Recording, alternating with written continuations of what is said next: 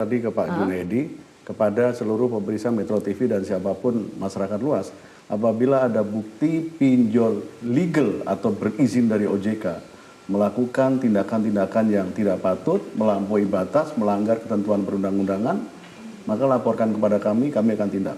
Ya, kami dari asosiasi berkepentingan dalam perlindungan konsumen.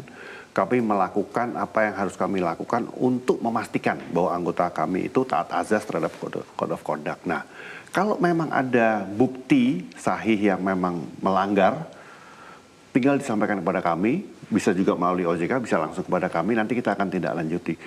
Sebetulnya OJK dan asosiasi sama, karena kita itu ingin sama-sama melindungi konsumen. Bukti apa sih sebenarnya yang dibutuhkan di sini kalau dari OJK dan misalnya? Kalau dari kami jelas bukti ya. rekam jejak digitalnya. Jadi kalau yang sering terjadi itu adalah jelas pinjaman ini KTP, kode pinjaman.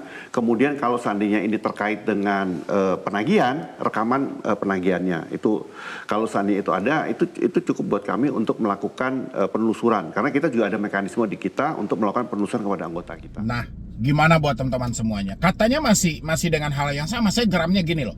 Kalau memang terbukti, kita akan tindak lanjuti. Ya kan, habis itu FPI menyampaikan kalau memang ada buktinya, kalau misalnya itu dari penagihan, ada bukti rekamannya dan segala macam, kita akan proses, ya kan, ada etiknya, semuanya akan disidang. Pertanyaannya adalah gitu loh, sebanyak itu kasus kemana dilemparinnya gitu loh. Ya, makanya saya berharap buat teman-teman semuanya, ya sudahlah, per hari ini itu hutang Anda auto lunas, hutang Anda selesai sudah gitu loh.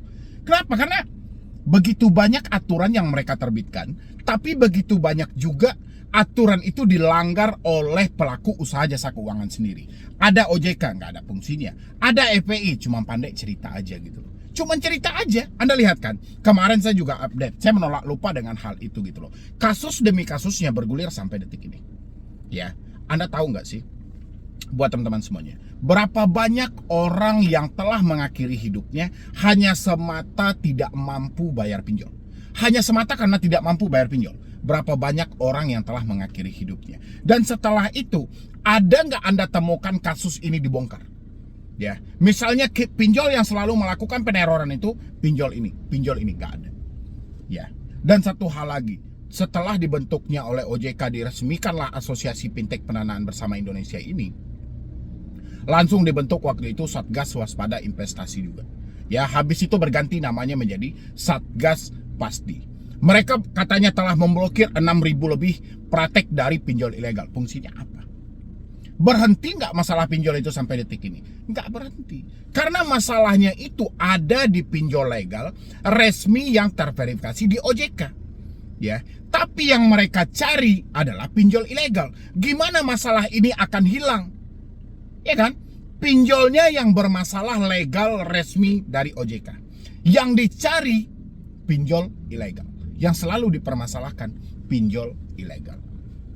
Dari itu, buat teman-teman semuanya, saya berharap jangan ada yang bodoh-bodoh lagi gitu loh. Please, buat Anda yang selalu overthinking, ya, Anda yang selalu berpikiran lebih, Anda yang selalu ketakutan, mulai detik ini tanyakan sama diri Anda mau mati gara-gara pinjaman online ini atau mau menyelamatkan hidup Anda buat kedepannya.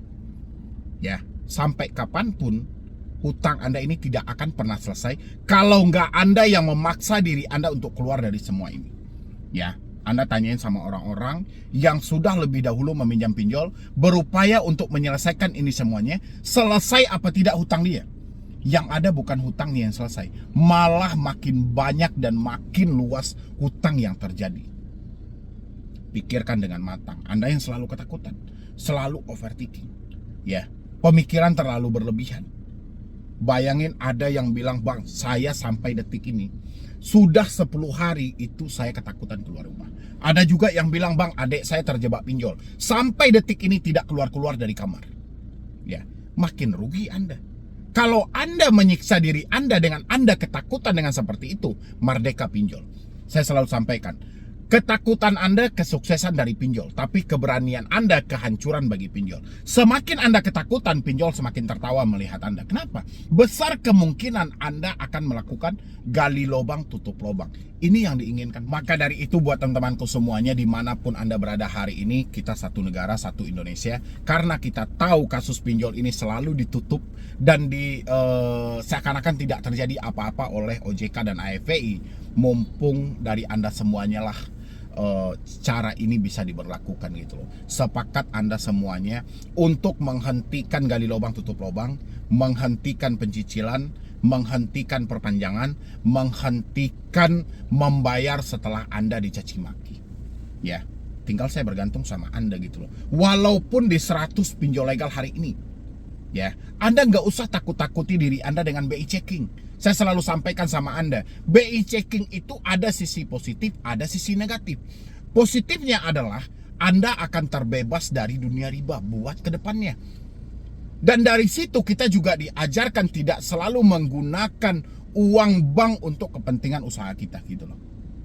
Ya, ada saatnya kita memacu pemikiran kita memakai lagi budaya lama, hemat pangkal kaya, boros pangkal miskin. Kalau Anda menginginkan sesuatu, bikin perencanaan keuangan yang lebih matang. Itu sisi positifnya. Kalau sisi negatifnya cuma satu, Anda tidak bisa menempuh riba lagi. Anda tidak bisa untuk meminjam lagi. Ya, karena banyak pertimbangan dari tim analis. Tapi ambillah sisi positifnya. Lebih banyak positifnya pada negatifnya. Ya, itu yang disadari teman-teman semuanya. Jadi jangan bertanya, Bang, nama kita selesai dipinjol itu, masuk BI checking itu setelah berapa lama, Bang? Nama kita itu di blacklist sampai berapa lama, Bang? Kapan ya, Bang, nama kita itu akan hilang dan bersih kembali? Kalau sudah ada pertanyaan-pertanyaan seperti itu, berarti Anda memiliki mental penghutang yang sangat luar biasa. Saya tidak menginginkan teman-teman semuanya terjebak lagi di dalam hutang-hutang yang sangat mengerikan ini. Pinjol ini sangat mengerikan loh. Ya, Anda pinjam 1 juta aja, cairnya cuma 650.000, tapi Anda harus balikan 1.200.000. Ya. Ada tadi yang cerita sama saya, minjam 40 juta harus dibalikin 80 juta. Kayak gitu Anda sanggupin. Luar biasa. Orang yang paling kaya aja di Indonesia ini, kalau dia kerjasama dengan bank, perhitungan bunga itu sangat matang gitu loh. Kenapa Anda yang duit kita serba pas-pasan, bahkan untuk makan aja serba nggak cukup, Anda memberanikan diri dengan bunga sampai 100%? Ya, sadari itu dari teman-teman semuanya. Jadi jangan dibikin enak saja kalau kita sudah dicaci maki, kita sudah dihina, terus kita mencari dana-dana talangan, kita meminjam sana sini, kita beranggapan kalau kita sudah melakukan pembayaran mereka tidak akan berkunjung lagi. Udahlah, buang jauh-jauh pemikiran soal DC datang ke rumah. Sekarang yang harus Anda fokuskan adalah bagaimana caranya memperbaiki hidup yang telah hancur ini. Ya, kalau sudah terlanjur telat bayar pinjol, galbaiin aja. Jangan sampai gali lubang tutup lubang. Karena kebiasaan dari kita juga sudah telat, malah kita gali lubang tutup lubang. Fokuslah bagaimana kita memulihkan hidup kita yang sudah hancur. Ingat kembali, Anda sebelum bertemu dengan channel Solusi Hutang ini, Anda sudah menghabiskan berapa puluh juta? Anda sudah menghabiskan berapa puluh juta? Anda sudah menjual aset-aset apa aja gitu loh, sebelum Anda bertemu dengan channel Solusi Hutang ini. Ini harus Anda pertimbangkan. Sudah berapa juta duit Anda yang hilang secara sia-sia? Anda nggak bisa hanya sebatas mengandalkan ada OJK, ada OJK. Banyak aturan yang dibikin OJK ini, tapi dipatuhi apa tidak oleh pelaku usaha jasa keuangan? Enggak sama sekali. OJK hanya dianggap sampah bagi mereka. Ya. Jadi untuk teman-temanku semuanya yang masih hari ini diancam, contoh Anda diancam dengan gambar-gambar buta seperti ini, ada orang dalam mobil lah, dengan itulah. Saya selalu berulang kali, mungkin Anda sudah bosan, saya bilangin. Satu-satunya kekuatan pinjol itu hanya ada di telepon, WhatsApp, email. Dan sisanya ada di mana ketakutan itu? Ada di dalam pemikiran Anda sendiri. Karena oper tadi, pemikiran terlalu berlebihan sehingga Anda sangat sulit keluar. Tapi coba tenangkan diri sejenak dulu, coba Anda lebih fokus dulu, Anda melihat lagi apa sih yang harus saya takutkan. Bukankah ini Bukan karena saya sengaja gitu loh. Tapi memang faktanya duit saya nggak ada. Bahkan selama ini saya berupaya untuk menyelesaikannya. Yang terjadi hutang ini tidak bisa selesai. Malah saya masuk dalam permainan yang sangat besar. Malah saya ditekan setiap hari. Saya diancam setiap saat. Apa saya nggak kapok dengan hal-hal yang seperti ini? Itu yang harusnya teman-teman pertanyakan dalam diri teman-teman semuanya. Jadi kalau Anda masih membiarkan hal ini, misalnya kita diancam, kita ditekan, kita dicaci maki, tapi Anda membiarkan dan Anda tidak menemukan titik atau sumber masalah yang sebenarnya, Anda akan hancur. Ya, Anda akan ditarik oleh pinjol masuk ke lubang yang paling dalam. Tanyainlah sama teman-teman Anda semuanya, mereka itu kenapa bisa meminjam dari satu aplikasi bisa menjadi 10 aplikasi? Karena ada dorongan ketakutan yang selalu mereka baca melalui WhatsApp. Karena mereka ditelepon setiap hari sehingganya mereka tidak bisa berpikir secara normal, terjadilah gali lubang tutup lubang. Dan Anda yang baru mengalami telat bayar, jangan sampai melakukan tindakan-tindakan bodoh itu. Ya, ingat nggak kata OJK di awal tadi? OJK masih beranggapan pinjol legal tidak melakukan kesalahan apapun. Padahal bukti sudah bertaburan. Bahkan IPI membilangin kalau ada buktinya, ayo kita akan tindak.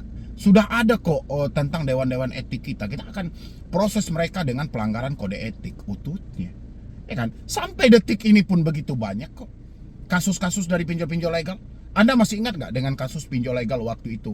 Orang sudah meninggal tapi masih juga ditagih. Apa kelanjutannya? Anda tahu nggak kelanjutannya? Mereka cuma nyampaikan. Setelah kita lakukan validasi, kita lakukan investigasi bahwa nomor yang katanya dari salah satu pinjol legal itu tidak terbukti dari kami. Ya, tapi orderan fiktif masih masuk. Ya kan? Sedot WC masih dikirim, ambulan masih berdatangan, hutang 9 juta ditagih 19 juta masih ada.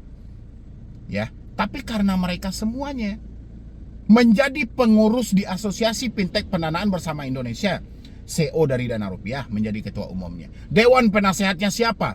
Pemilik pinjol-pinjol legal juga. Walaupun mereka bekerja sesuai SOP, kepercayaan publik tetap tidak ada di sana. Ya, dan OJK pura-pura nggak tahu gitu loh. Itu yang mau Anda ikuti. Hancur berjamaah Anda semuanya kalau Anda tidak keluar dari permainan pinjaman online ini. Terserah Anda mau galbainya itu 10 pinjol legal, 12 pinjol legal, 13 pinjol legal, atau 100 pinjol legal, terserah. Hari ini Anda tidak mampu bayar, hentikan semuanya gitu loh. Jangan gali lubang tutup lubang. Itu aja saya saranin buat teman-teman semuanya. Jangan sampai tindakan bodoh Anda ini berefek seumur hidup pada diri Anda dan Anda akan menyesal selamanya. Ya, mungkin dari saya cuma itu aja. Sisanya teman-teman nanti yang mau diskusi khusus dengan saya juga boleh, tinggal klik tombol gabung yang ada di bawah nama channel. Nanti Anda akan diarahkan dan di sana ada nomor pribadi saya. Anda bisa telepon saya dan WhatsApp saya dan kita diskusikan masalah apa yang paling memberatkan Anda tentang telat bayar atau tidak mampu bayar di pinjol. Saya sampaikan ya, ada di Akulaku, di Kredivo, di Shopee, pinjam duit, EasyCash, Kredit Pintar, ada kami, ada Pundi, Uatas, mau cash, pinjam duit, Indosaku, Ipoji, dan lain sebagainya. Kalau diuraiin satu persatu sih banyak. Itu adalah pinjol-pinjol legal, pinjol-pinjol raksasa, dan pinjol-pinjol yang paling sering dipinjam oleh masyarakat Indonesia. Itu yang paling banyak itu. Yang paling nomor satu adalah EasyCash. EasyCash adalah pinjol yang paling banyak di-download oleh masyarakat Indonesia. Bahkan kemarin saya bikin videonya mencapai 222 juta kali download. Itu untuk EasyCash saja gitu loh. Oke. Yang kita bahas bukan soal EasyCash-nya, tapi soal yang mengalami galbay. Saya paham banget buat teman-teman semuanya. Mungkin segala problem bercampur di dalam pemikiran Anda. Mulai Anda akan dikunjungi, ya kan, dengan RT, dengan RW, dengan kepolisian. Siapa yang tidak takut dalam hal ini gitu loh. Sampai Anda mau diproses ke jalur hukum. Proses ke jalur hukum mungkin jalur pidana, jalur perdata. Sampai ada bahasa penarikan aset-aset yang ada di rumah. Siapa yang tidak kecemasan dalam hal ini ya? Mungkin siapapun orangnya yang mengalami telat bayar atau tidak mampu bayar di pinjol itu, misalnya bertepatan hari ini sudah jatuh tempo dan kemungkinan beberapa hari ke depan atau beberapa minggu sampai beberapa bulan ke depan kita tahu kita tidak akan ada uang, pastinya segala ketakutan itu akan muncul dalam diri kita Ya, ini saya berpesan buat teman-teman semuanya. Coba cari tahu dulu, tahu dulu atau temukan dulu hal-hal yang sangat mengganggu dalam pemikiran Anda. Apa yang ada dalam pemikiran Anda ini sehingga Anda begitu ketakutan? Karena yang saya perhatikan selama ini, orang-orang yang telat bayar itu mereka lebih percaya dengan apa yang ada di pikiran mereka daripada apa fakta yang akan terjadi. Ya, contoh, soal Anda mau diproses ke jalur hukum. Banyak banget orang yang percaya akan hal ini. Memang proses di jalur hukum sendiri OJK mempersilahkan. Ya, lewat dari 90 hari pihak pinjol bisa bekerja sama dengan pihak ketiga atau menjalin kerjasama dengan pihak lawyer untuk menjatuhkan si debiturnya atau memproses si debiturnya ke jalur one prestasi. Tapi kan teman-teman selama ini kan tahu sendiri bahwasanya pinjol tidak mengambil bekerja sama dengan pihak lawyer atau memproses Anda ke jalur one prestasi atau jalur perdata, tapi dia lebih bekerja sama dengan pihak ketiga. Muncullah namanya Telmak Integrasi Indonesia, muncullah namanya PT Xianghao, muncullah namanya MBA Konsultan dan segala macam gitu loh, banyak lagi sebenarnya. Dan dari sini harusnya teman-teman semuanya sadar ya. Sebenarnya yang paling bermasalah adalah pemikiran teman-teman sendiri. Pemikiran teman-teman ini sangat kejam buat teman-teman semuanya. Jadi kalau kita tidak mampu mengendalikan pemikiran kita dengan maksimal, itu bisa mengganggu hal-hal yang tidak semestinya. Contoh, Anda akan terjadi ketakutan yang begitu berlebihan di dalam diri Anda kalau sudah terjadi overthinking. Ya, over banget Anda memikirkan sesuatu yang berlebihan. Ya, contoh kayak kapan DC datang ke rumah gitu loh. Sebenarnya kalau kita analisa kapan DC datang ke rumah, siapapun tidak ada yang bisa memberitahu Anda. Ya, kecuali antara debt collector dan pihak penyedia layanan. Karena ini menyangkut soal SOP mereka. Kapan mereka mau menurunkan debt collector mereka ke lapangan, ya perusahaan mereka yang tahu.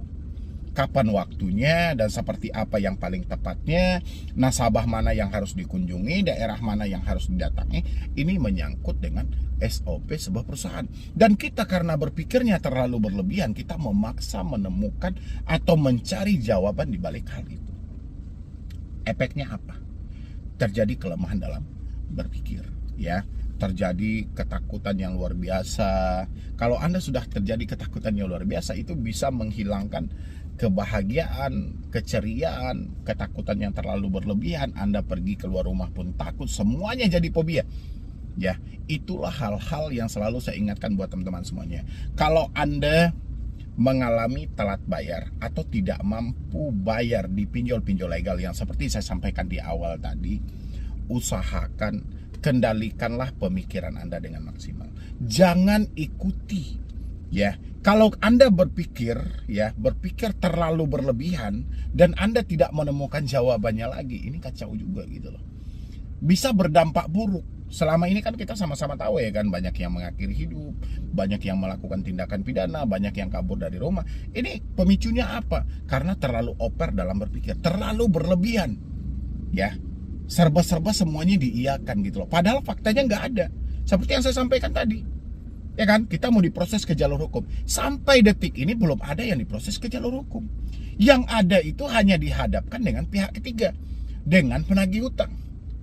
Ya kan? Itu pun penagih hutang konsepnya juga sama. Mau mereka melakukan penagih hutang via WA, mau melakukan penagih hutang via telepon, sama aja. Mau dia datang ke rumah, sama aja. Mereka sama-sama melakukan penagihan.